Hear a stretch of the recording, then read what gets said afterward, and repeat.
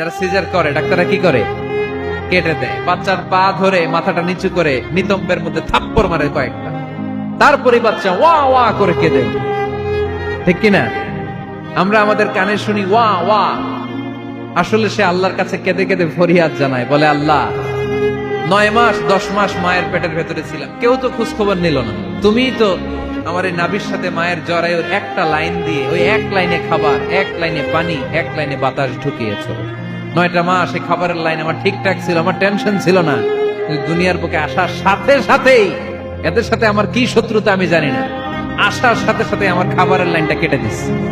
আল্লাহ একটা মাত্র খাবারের লাইন ছিল, মানুষগুলো কেটে দিল, আমি এখন কি খাবো, আমি এখন যাব কই? আল্লাহ বলে কাঁদিস না, 8 মাস যেমনি খাওয়াইছি এখনো খাওয়াবো। সুবহানাল্লাহ পড়ে। খাবারের একটা লাইন ছিল, কেটে দিয়েছে, একটার বিপরীতে তোর মায়ের বুকের ভেতরে এখন খাবারের 2টা লাইনের ব্যবস্থা করে দিলাম। খালাকাল ইনসান